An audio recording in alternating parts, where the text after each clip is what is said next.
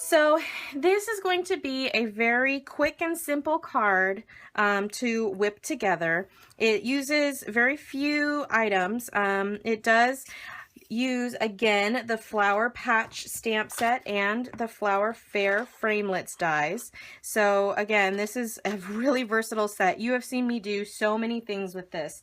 The first project we did, I used this image for this stamp set. The second card that we did was this here, and I used this image as well as the emboss resist images in the background. I've done I've played around a few other times. These are some of the new in colors that I used, the same stamp set again. So it's super versatile. You can do a lot of things with it.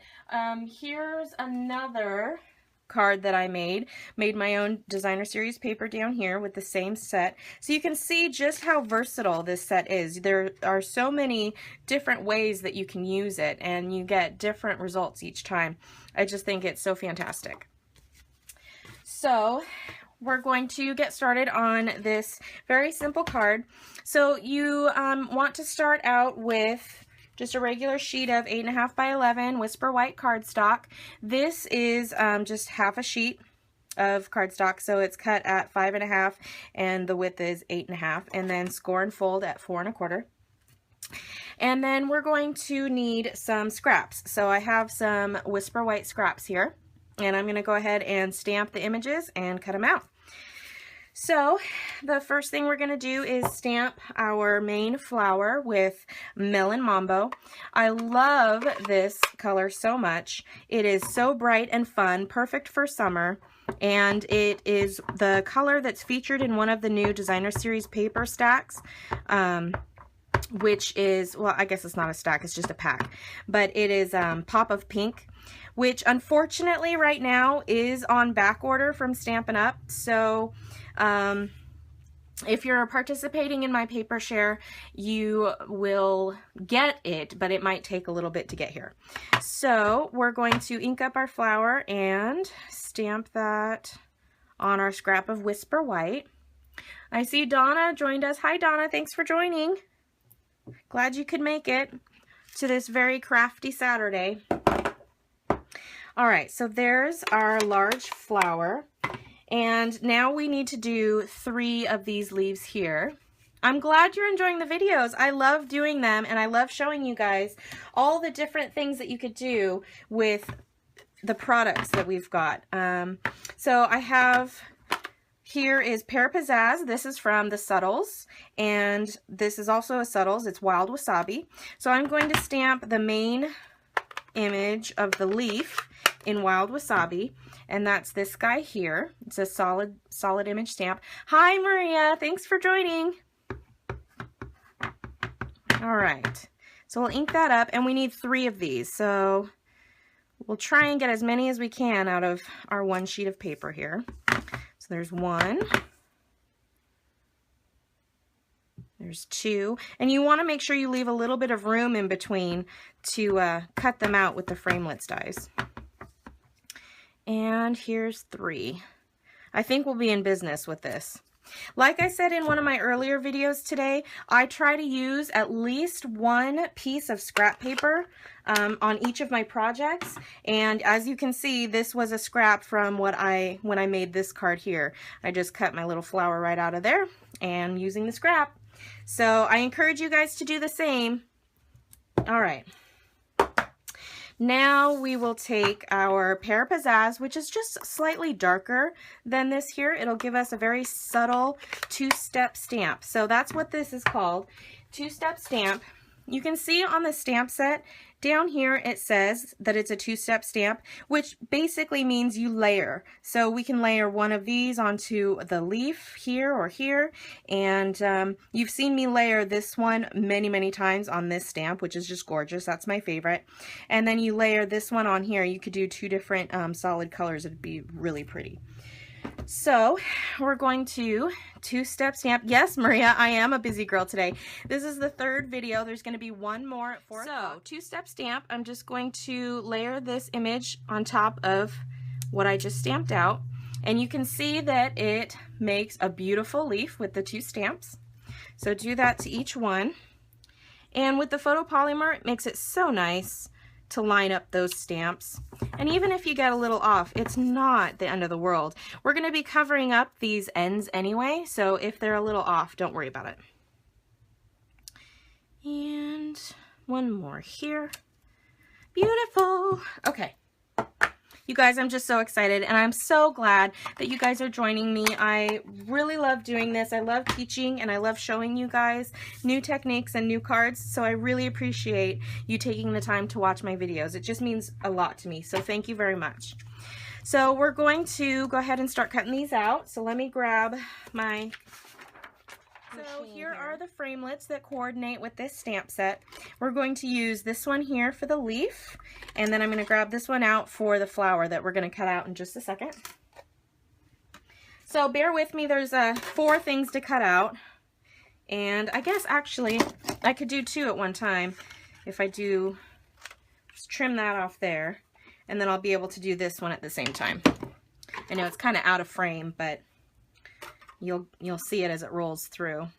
So I'm just lining up my framelit, and because I don't have my big shot with me at the moment, I don't have the magnetic platform that would hold these in place. So I just use sticky notes, and they work just fine. You could also use like painter's tape or something similar. All right, and there is a direction to these. Usually I can get pretty darn close. Yep, nope. Yeah, there we go. I think that's right. Is that right? Let me try one more. Let me try this way. No, I think it's definitely this way. So some people will take a Sharpie and they'll put a tiny little mark on their stamp, and then they'll put a tiny little mark on the framelit so that when they line them up, they know exactly where they're at.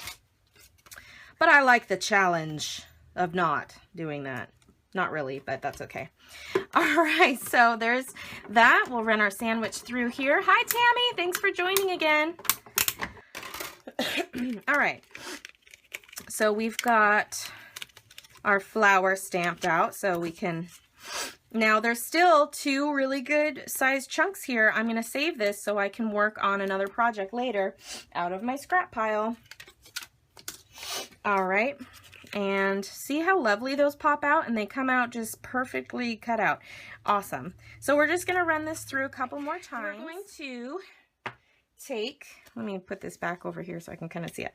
We're going to take the little starburst guy and some, oh, I have one more ink to bring out. So this is Blushing Bride, which is from the Subtles. So we're using 3 subtle colors and 1 brights color. The brights is the Melon Mambo that we used for this. So we're going to kind of stamp off in the edge, and one down here in the corner. Oh, I have some random thing on my stamp, so let me clean that off. There we go. Let's see, we'll put one up here, and we don't want too many. We just want a hint, just a few scattered around. All right, so there's that. Simple. We're going to use this one more time as soon as we get our sentiment going here. So let's see, where did I put? Oh, they're under my paper. All right, here we go. So we're going to just figure out the placement for this. So 2 leaves over here and 1 down here. Okay, that looks pretty good. So I'm going to go ahead, and before I glue this down, actually, I want to get my sentiment out. And on here, we are using Happy Bloomin' Birthday. And Tammy, if you want me to customize these samples that you're going to get to put together, I can do any 3 of these. Happy Bloomin' Birthday, Be Beautiful, and You Overwhelm Me With Your Awesomeness. So let me know which one you want, and I'll put it on. Or a combination. All right, let's, that's not quite big enough. Let's use the next size up here. Put this on our stamp block. And we are using Smoky Slate to do the words. So before I glue this down, I want to make sure I get my words on here so I know the placement and how I can place my large flower. So happy blooming birthday. All right, I'm going to use some glue. Well, actually, no, you know what? I'm going to use Tombow because I find that it works really well on the leaves, because I'm going to put this down first and then I'm going to slide these in. So we're going to pop this up with some dimensionals as soon as I can find them. Ah, here we go. I've been playing so much today that I have stuff all over. It's all scattered around, which is to be expected when you're crafting all day. But I love it. I try and put it back where I'll remember where it is, but sometimes that doesn't quite work. All right. So put our flower right there. And actually, while I'm thinking about it, I'm going to go ahead and bring in this fun Wink of Stella brush, and I'm just going to color in a few of the little petals. Just a couple like this, just to give it a little bit of glimmery shimmeriness. I love my Wink of Stella brush so much. And I'm not going to do all of them. I'm just going to give it a hint every once in a while. Maybe this one. It comes in gold and clear, and this is the clear because I want to be able to see behind. Dauber box can be found at... Oh, okay. Thanks, Tammy. That's good to know. All right. Now we will do our leaves. I love this liquid glue. This is my favorite liquid glue because it's very forgiving and it's easy to use. Just put a little bit on the end and I can slide it right in, and see how I can lay it down on my paper, but I can still position it where I want. So we'll put that one there.